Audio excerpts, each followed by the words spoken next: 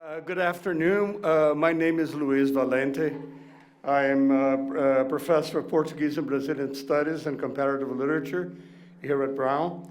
As you know, we are here to celebrate the publication of Jeremy Lehnen's book, Authoritarian Masculinity in Brazilian Crime Film, by the University of Florida Press. And to help us do that, we have another good friend of many of us, Kathryn Bishop Sanchez from the University of Wisconsin-Madison, who I've known perhaps even a little longer than I've known Jeremy and Layla, right? A little bit longer. So it's good to be among friends. This is a really celebratory opportunity for all of us. I've been asked to make a presentation. I'm going to try not to make a long presentation. First, say a few words about Jeremy, and then about Kathryn. Jeremy Lehnen is Associate Director of the Center for Language Studies here at Brown, and Director of the Brown Initiative at the Watson Institute. He is also the Executive Editor of the Journal of Lusophone Studies, which is the official journal of the American Portuguese Studies Association, of which he is the current vice president. And I think some of us have been in that position before, Layla, myself, you too, perhaps, and APSA. So again, it's always incestuous. It's this family thing, right? We've run the show, we all run the show. But in any case, Jeremy has served also as the interim director of the Gender and Sexuality Studies program, and again as the interim associate director of the Pembroke Center for Teaching and Research on Women. He received his PhD from the University of New Mexico, not the University of Mexico, the University of New Mexico in Latin American Studies, and has taught at the University of New Mexico, Macalester College in Minnesota, and the University of Colorado at Boulder before Brown. His work on primarily on film and gender studies has been published in Luso-Brazilian Review, Journal of Lusophone Studies, Mexican Studies, among many other journals. Kathryn Bishop Sanchez, whom I've known since she was a graduate student at the University of California at Santa Barbara, and I was a very, very, very young professor, yes. He's a professor of Portuguese and Brazilian Studies at the University of Wisconsin-Madison and a very esteemed colleague. Her main areas of research and teaching are the cultural and literary representations of race and ethnicity, Portuguese literature of the 19th and 20th centuries, and performance in a transatlantic context, in addition to many other fields. I mean, those of us who work in Portuguese and Brazilian studies have to be a little bit of, generalists. And Kathryn is a great example of someone whose work really spans a wide range of fields. She is the author of Utopias Desmascaradas, O Mito do Bom Selvagem e a Procura do Homem Natural, na obra de Almeida Garrett, romantic Portuguese writer.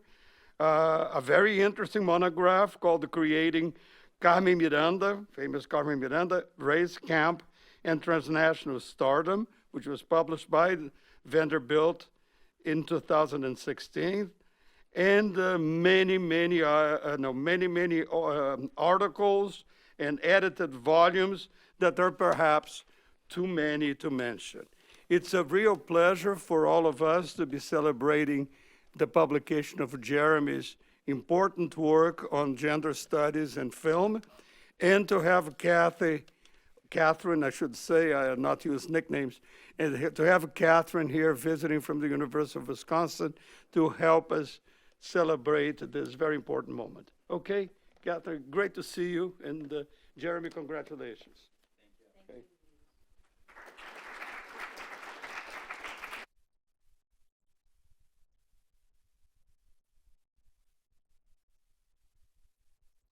And welcome to everybody who has come to this book launch for Jeremy's monograph, Neo-Authoritarian Masculinity in Brazilian Crime Fiction. And it really is an honor and a great pleasure to be here and to see dear colleagues, friends, graduate students, and some, as Luis mentioned, some colleagues that I think I've known. We've grown older together, not old, older together over the years. And it truly is an honor. And as I like to say at all book launches, this is not an examination. This is a coronation.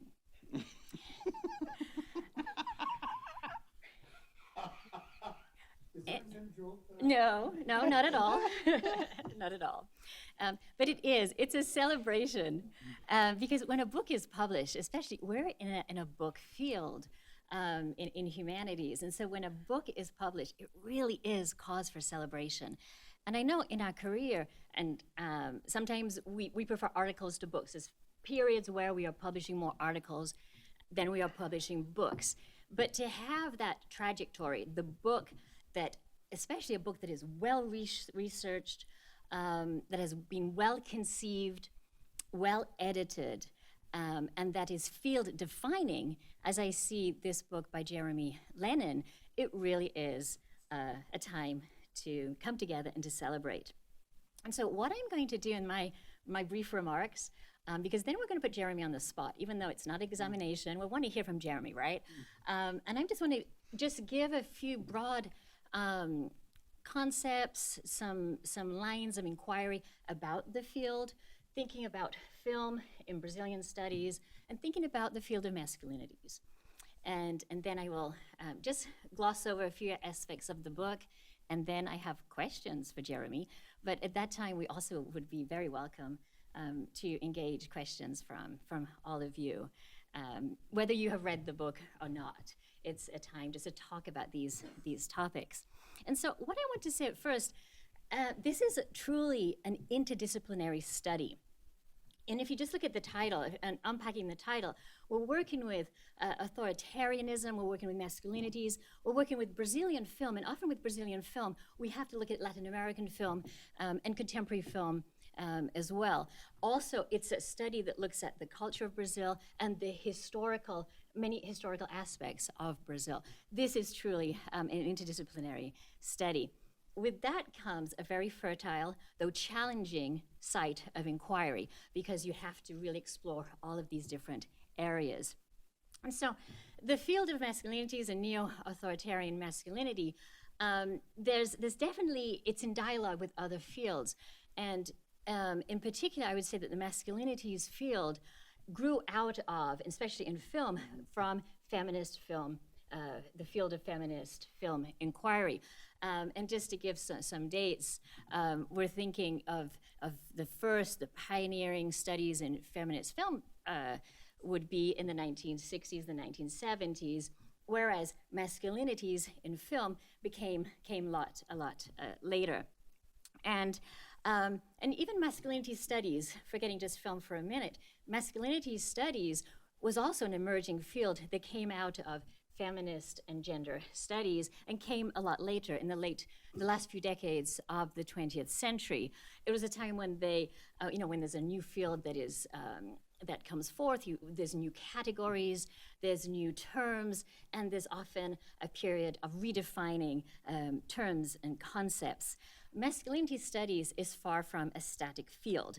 And I want to mention that because it means that there is, and you see that in Jeremy's book, there's many different ways to approach the topic of masculinity, or masculinities.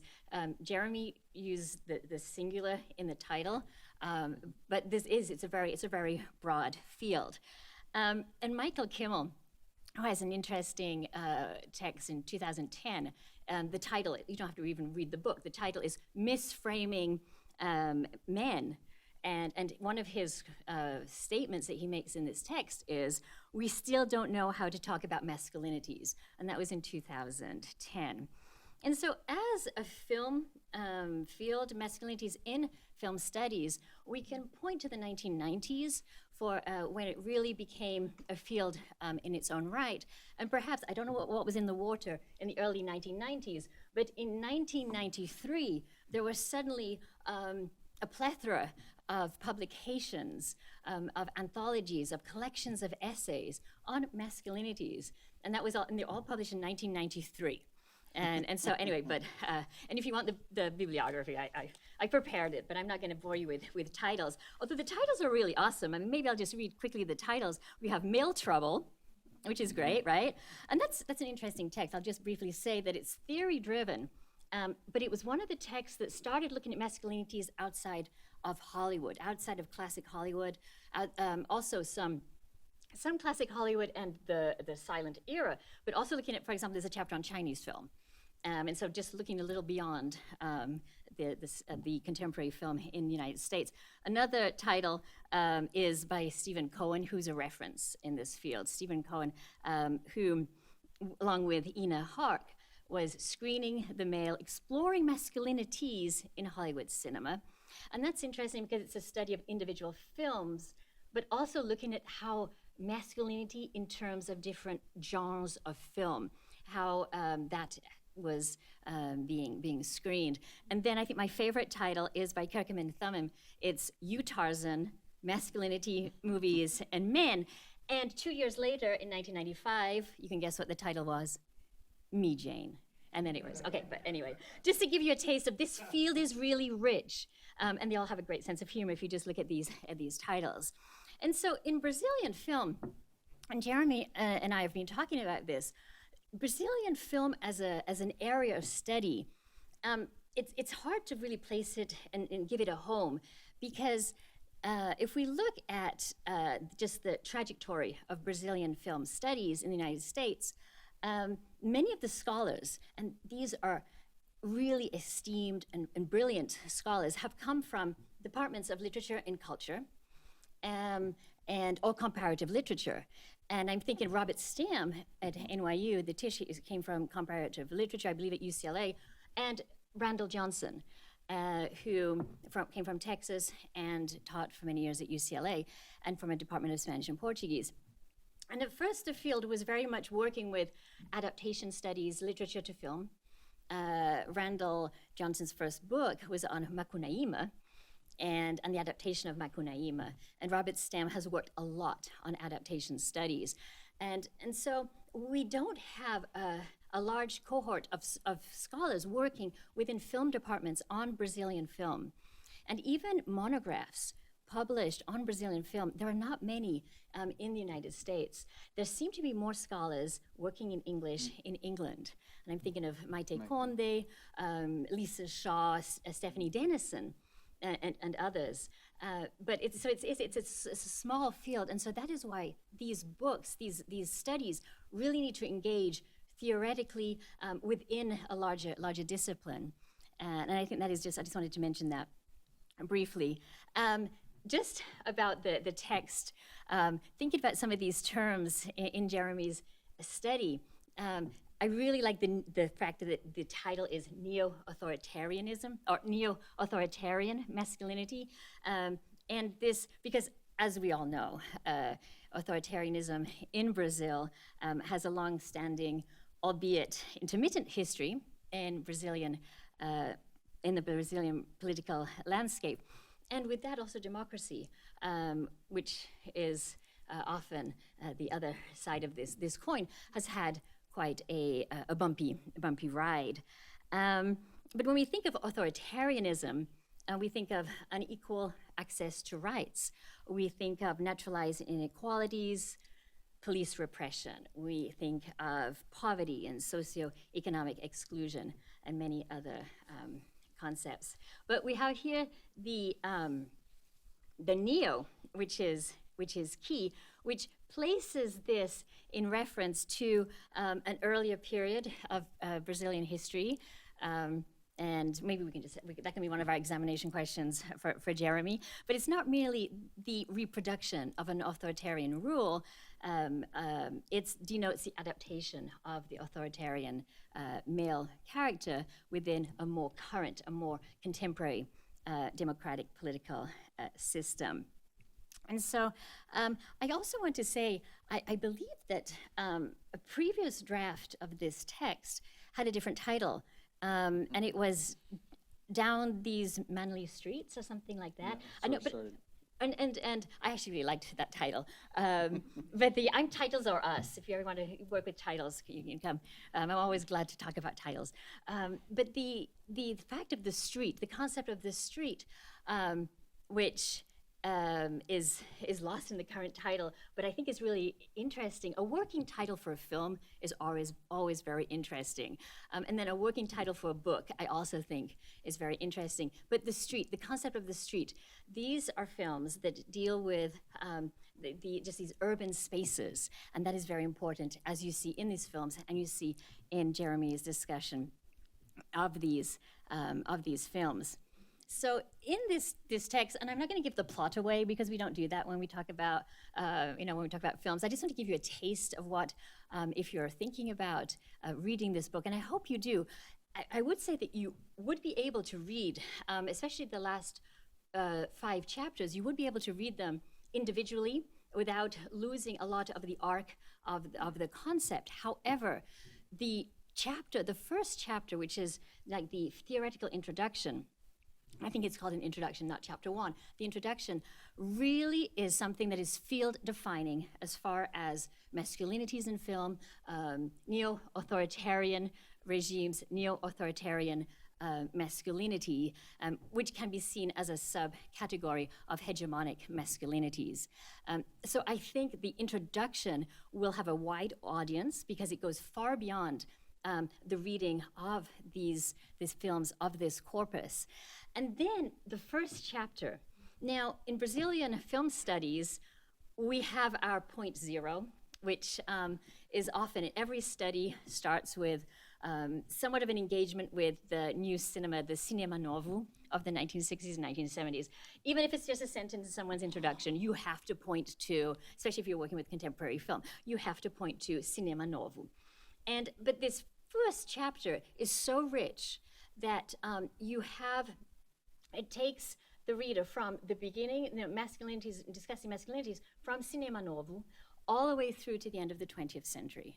And I just think that is truly valuable because there's just this spectrum of all these films, many films that have been forgotten, but at their time were screened and were quite successful.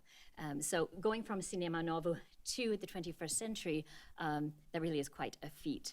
And I would say also, going back to the concept of the street, what we have in cinema novo, there are some of these concepts of authoritarianism, but again, it's not the urban concept. It's going to be more the certain. It's going to be different settings. And then we have the core. And so the 5 chapters that look at these films, and there, you could not have a book on neo-authoritarian masculinity without City of God. And everyone who, in film studies, they don't know a lot about Brazilian film, but probably have seen City of God. When there is a film like that, it's a canonical film, it's difficult to write about City of God. It's difficult to say something new about City of God. But I really think that Jeremy has engaged with this film and with all the literature that has been produced on City of God, not just by Brazilian scholars, but by scholars working in film in many different areas. And so this first chapter, I think, is well worth. It's a meaty read. There's a lot of information in that chapter, but it gives the tone for the rest of the text. And then you have 4 other films that were also well known, I think, among scholars. A chapter on Almost Two Brothers, Lucio Morat, and then another chapter on Elite Squad 1, like the first, and then maybe Jeremy will be writing more on Elite Squad 2 in a different study, and then on with The Man of the Year, and then the final chapter, which is somewhat different from the first 4 films, because the first 4 films were all released in the first decade of the 21st century. And then we have this last film, The Doctrinator, in 2018. It's a different genre, and it's a different film, but it's very necessary, I believe, for just this, the coherence of this text. So I could talk a lot about all of these different areas, but I want to put Jeremy on the spot. And I also just want to conclude by saying that, like I mentioned at first, I think this is definitely, it's a field-defining text. And I believe it's one of those texts that will have a very long shelf life, because it's not every day that this is a text that has been well researched, put together, interdisciplinary work, and that is what makes a text just withstand the test of time. And so, having said that, I have a few questions, if that's okay. And then if you're thinking of any questions, something that maybe I didn't cover that Jeremy would be very happy to respond, we can open it up to all of your questions. Is that a good plan? Okay, well, so Jeremy, I think something that I went over very briefly, I think it would be nice for us to hear more about the genesis of the study. I know that you've worked on masculinities before, but maybe you could talk more about that, and also the choice of these films. Okay. So first off, just so that I don't forget, because the title, Down These Manly Streets, which was a reference back to P.D. Thomas, that was a press decision, that they were like, where's P.D. Thomas in the book? And I was like, he's not there, but I really like the reference, even though it has nothing to do with film. And they're like, no, it's not clear enough for people to understand when they look at the book, so you have to get rid of it because it has to sell. So it's a marketing, that's what I figured it was a marketing question. decision. They were like, okay, so we went back and forth until we arrived at this. But anyways. And it wasn't a criticism, it was just I wanted to point to the streets, the urban concept, which I think is really yeah, no, I really liked that, and I actually had, that was the title, and then this was the subtitle. And they were like, no, just the subtitle, forget it. It's too much to read also, it's a book. It's too much to read. So how did I come across, or how did I come to this book? In terms of the films that are there, it was, there was an explosion of crime film, and it was very much centralized on the international market with City of God, Tropeggi Lici, and it was kind of digging through that and watching also kind of what the discussion pieces were and how people were using the film as a reference point.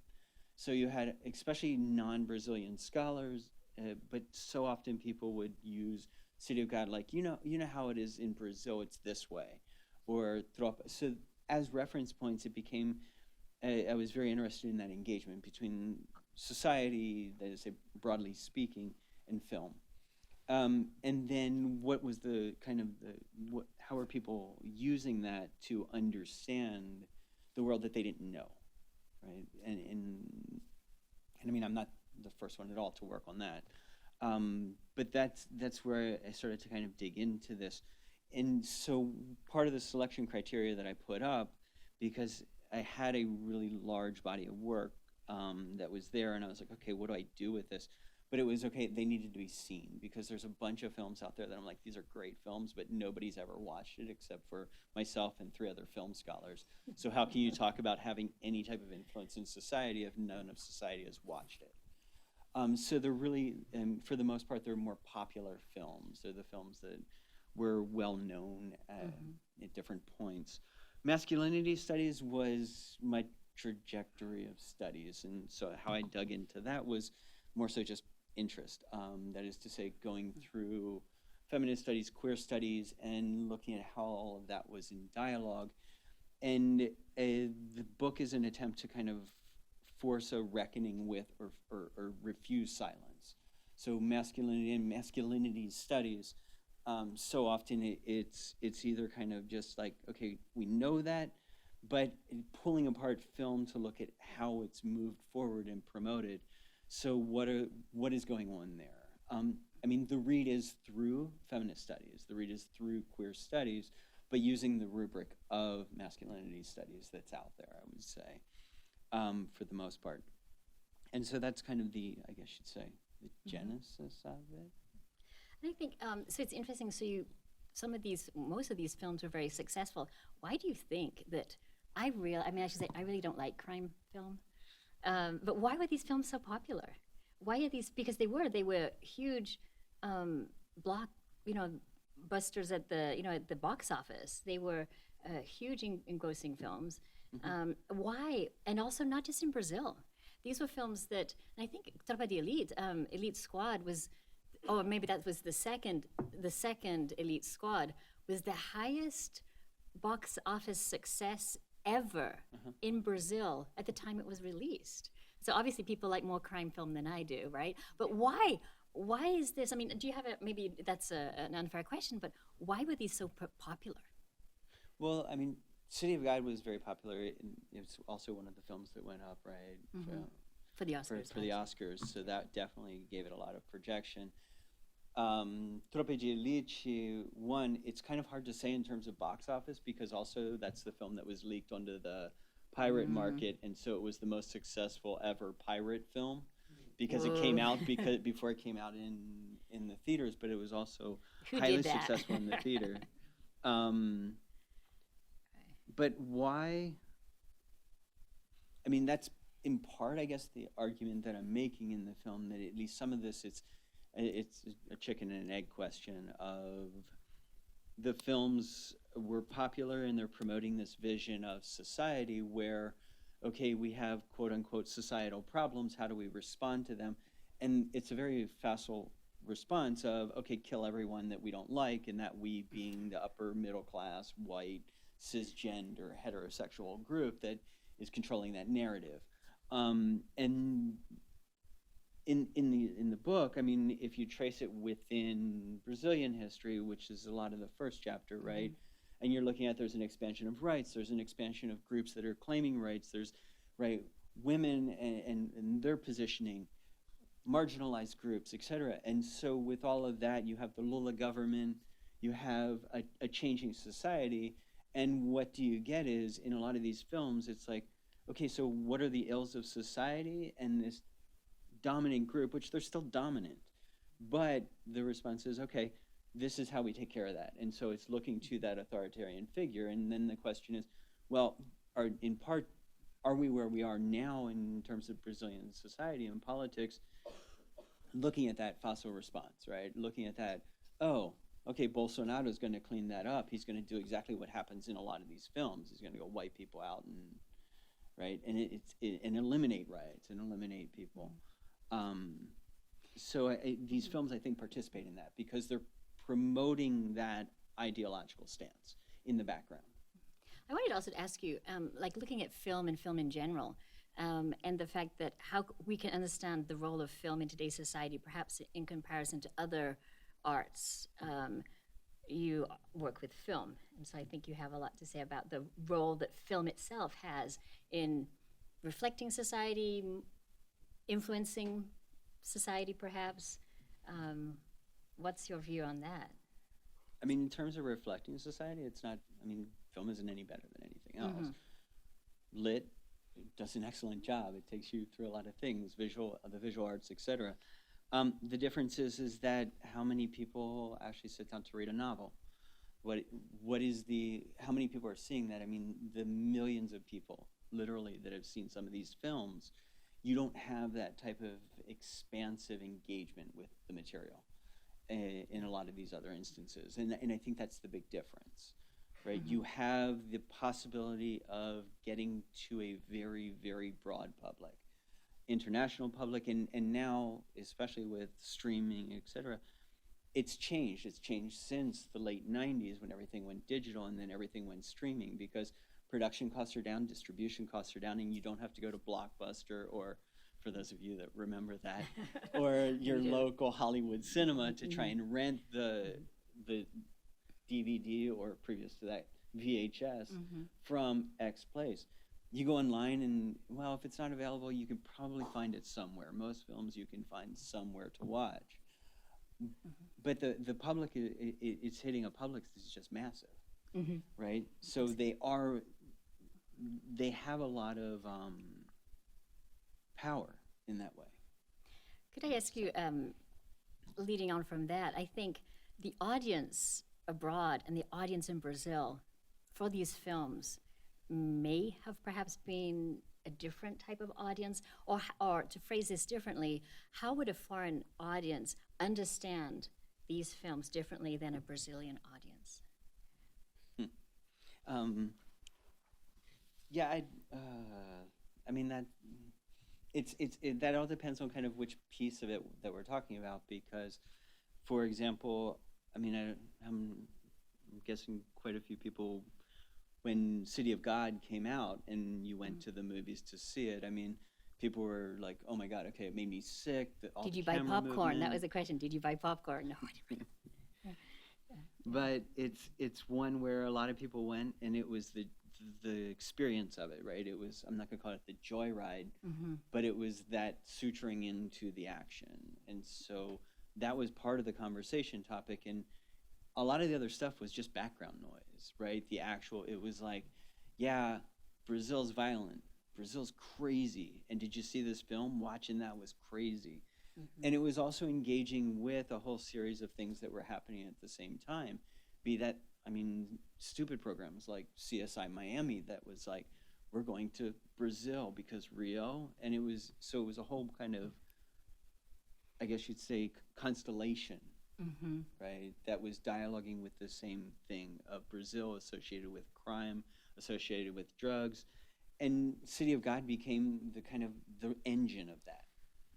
Right. And it's also the one that was screened, released first, 2002, right? So it was first. Yeah. And I wonder also about, I slipped up a few times with the title of saying masculinity and masculinities in the plural. And I would like to hear you just talk a little bit more about the different masculinities throughout this text, if you would like to. I mean, the title is in the singular because it is specifically the kind of like, I guess you say the guiding thread is that neo-authoritarian male figure, right? There's all kinds of other constructions of masculinity that come in and are dialoguing or challenging or putting it into question or building it, right, within these films. But really that is the type, that's what I'm looking at in the book.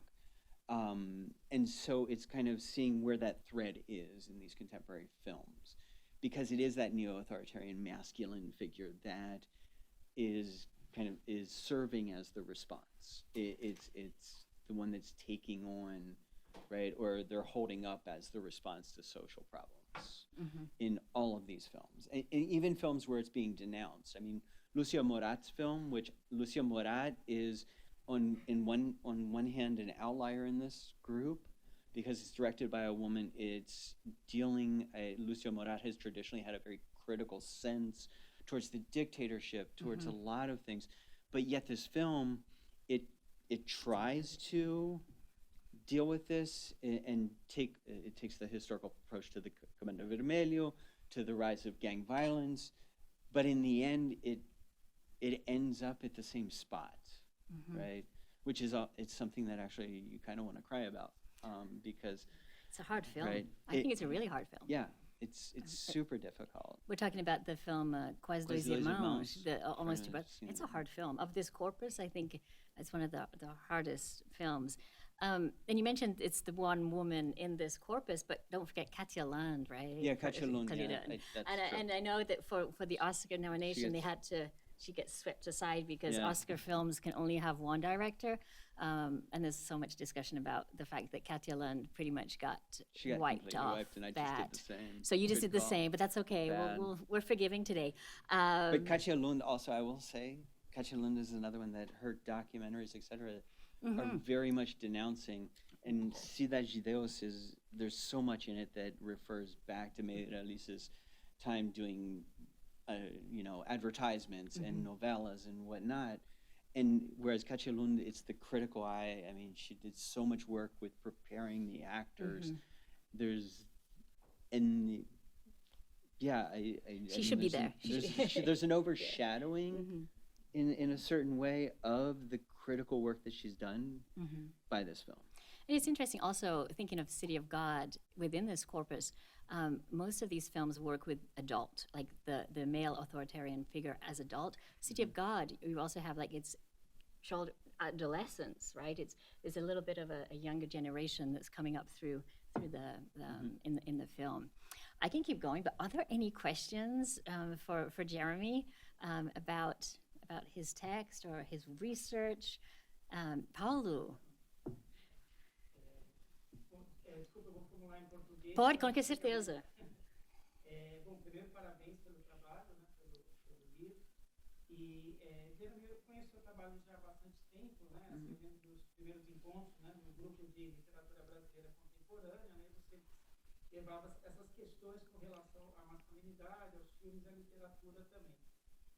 Aí a minha curiosidade ficou, quer dizer, dentro dessa trajetória dos seus estudos, né? Acho que se sedimentou, né, uma hipótese muito forte, que foi essa que você construiu no seu livro, né, de identificar nessa produção fílmica, né, essa potência, né, desse mecanismo discursivo, né, do neo-autoritarismo do Brasil. Né. Então, eu queria saber um pouco em que momento você encontrou essa chave de leitura, né, a partir dos seus próprios trabalhos, né, e um pouco como você acha que vai ser a recepção do seu livro depois que a gente traduzir e publicar ele? Você vai traduzir, Paulo? Não, é isso. eu vou dar para publicar. Yeah. I think we should translate the book. Now I've got to remember all of that. So the translation of that is basically kind of, Paulo participates, we participate a lot in a group at the University of Brasilia on contemporary literature over the years. And so through the years, I've done many presentations on masculinity through the lens of queer studies, through the lens of masculinity studies, looking at the construction of men and masculinities as much in literature as in film. And Paulo's asking, okay, so kind of how did I, the neo-authoritarian character of it, so how did I come to that? What is the centrality of that? And then where does that go? How is it the text? How do you think, like, the perception of this figure is going to? And then how will it be? The translation of the book in How will it be received in Brazil? The last question, I'm not real positive, and I'm kind of scared of that answer, possibly, just because of the virulence with which things are happening in Brazil, right? I don't think it will be a text that's much beloved by a center-right group, right? Because it's looking at that and saying, okay, you all have kind of, I guess you say, if you want to use a colloquial expression here, you've drank the Kool-Aid of this, think about it, right? And it's really all of the awfulness that's in that. But in terms of kind of weaving that through, I mean, this isn't something that is exclusive to film. It is in other texts. It's just that I think that it's much stronger. And I mean, also remember that, I mean, City of God, it was first, right? A novel before it was a film. But most people, the text, they're like, yeah. But that's about where that stays, and maybe that's also representative of the question of what is the reach of film. If you take City of God, which is a very well known, it's been translated in many languages, etc. But I'm guessing the readership of that novel is about that, while the film is about that, right? It has been abridged. Yeah, the They had film. to- Yes. to be able to sell Yeah. it. Yeah. So, but how did I come to that? I mean, it was just a lot of kind of digging through and what I saw, and a perturbing kind of vein, I guess you'd say. I mean, I was writing this way before Bolsonaro, which is kind of, it's almost like it leaves a nasty taste in my mouth. That many of the things that I was saying, right, because this started 2008, 2007. Wow. Writing towards this mostly. And that wasn't on the landscape, right? But as we got closer and went through what happened with Dilma, the Temer government, and now Bolsonaro, it's just like, yuck, ew, right? And it's pointing there. And it is kind of that build-up. And I think that if we can understand it that way, it also helps us understand where we've ended up. So yeah, hopefully, we were just listening to Cuenca João Paulo Cuenca's had a talk at UMass Dartmouth on Friday and saying about like just everything he had from a thing that he had posted.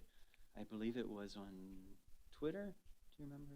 It was when he was wherever he posted it, and just all the hate mail and whatnot that happened after that, and hopefully it doesn't go in that direction. But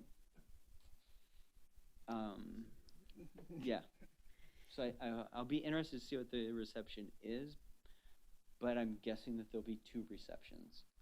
But there's also a lot of masculinity studies in Brazil, and I think they will be very receptive. Yeah. Because maybe that will be where it will find its home in Brazilian scholarship. And of course, crime fiction didn't end in 2018. You know, there's been many. There's other it's stuff ongoing. going on. There's a lot Yeah. more that has been. By I far. keep saying released, right? And will continue to be released. Although Bolsonaro has, there has been censorship over the last couple of years of what has come out. I'm thinking of Marighella, the film, Wagner Yeah. Moura's film, and others. But there's so the stage, the platform for releasing films has changed since 2019. Well, it's also that it's because it's administrative censorship, right? In Yes. most cases, so it's not a direct censorship that you can say, The okay, content.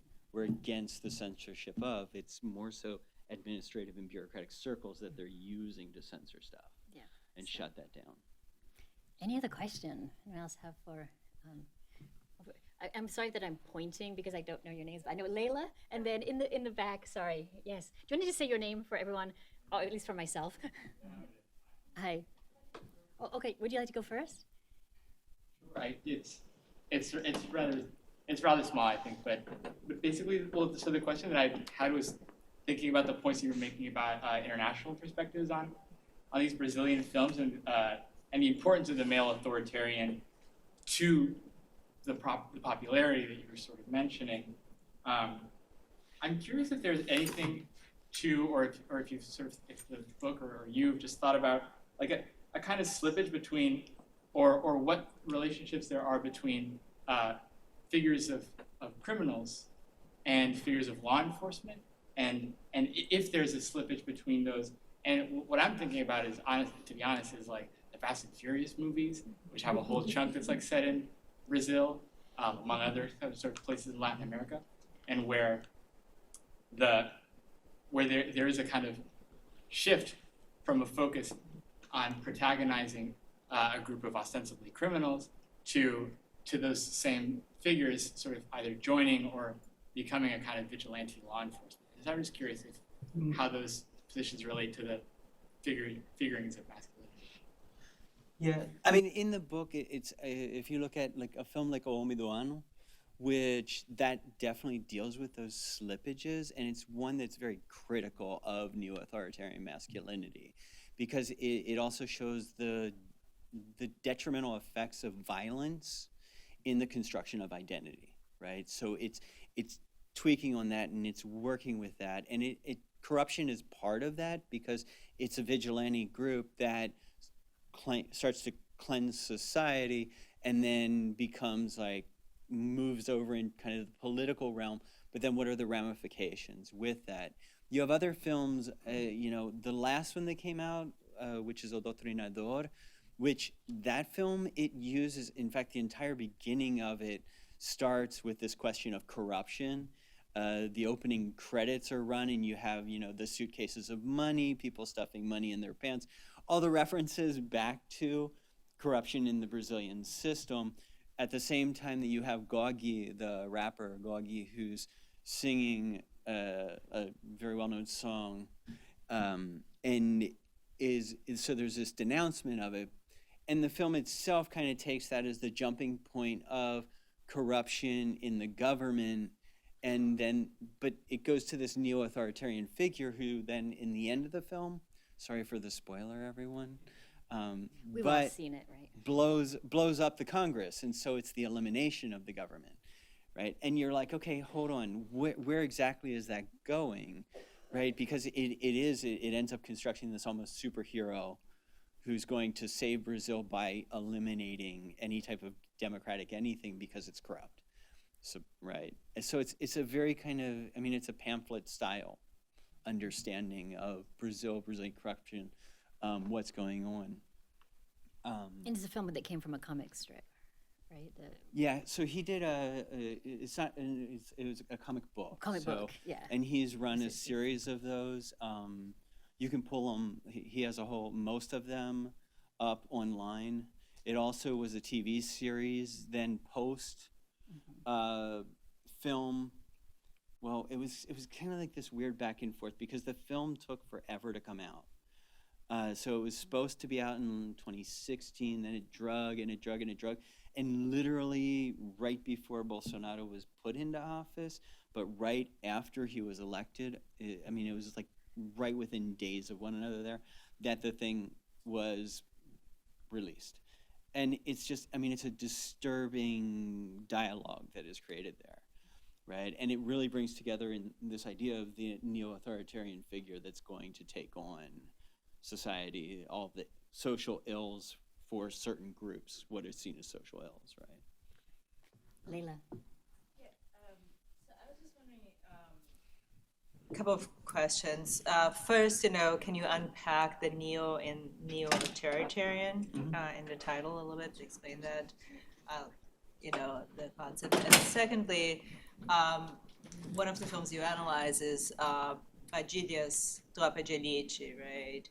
And Padilha, before he became big with Tropa de Elite, he had this very powerful documentary on Wisconsin-Madison, which is very different in terms of the approach to violence, et cetera. And so if you can just comment a little bit on this trajectory and this increasing authoritarian, if you're going to go with your book, this increasing authoritarianism in Padilha, and what you make of that. Yeah, so the neo-authoritarian part and the introduction, or this first chapter that you were referring to, Kathryn, I trace what Shaoli says is there's a authoritarian vein that basically shows itself in Brazilian society every so often, and it traces it through. And so I'm tracing that through in film and saying, okay, here we see this character in different forms. So it's not something that just kind of appeared all of a sudden in 2002 through 2018, but rather there are pieces of it here. But what we see is this concentration and this looking towards that figure as the response.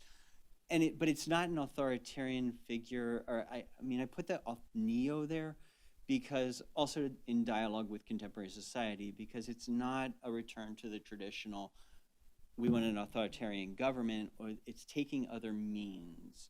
Maybe all of this does go to hell, and we end up with authoritarian regimes coming back more and more. I hope not. But it's essentially we do have an undermining. I'm telling you this is your space, right? Of democracy being undermined through itself in so many ways. That is to say that using the tools of democracy to undermine democracy. And that's the neo-authoritarian part in this in many ways, that these figures, they're supposedly working with the system to protect to a degree, like Tropa de Elite, they're fighting against, right? Especially the second one, that's what, if we go to the second one, it's now the war on crime, the previous one, the war on, but it's also corruption in the police force, and so it's a different form. It's not the way we would understand authoritarianism in Latin America from the 60s, 70s, right? The second question on Padilha. Padilha is one that just again gives you that knot in your stomach, because Ônibus 174 is a really interesting documentary that sets up and it brings together. It's a gut-wrenching documentary because it's almost like you see the hopelessness on all sides in so many ways, and it's not saying okay, so the police should just go in and kill these kids. It's saying okay, look at all of these issues that are tangled and entangled together. Padilha, though, post that, we have tropa, we have, Since 74 is before. Yeah. But then after that, you have tropa. Ônibus But that's the name 174 of the is the name of the documentary. documentary.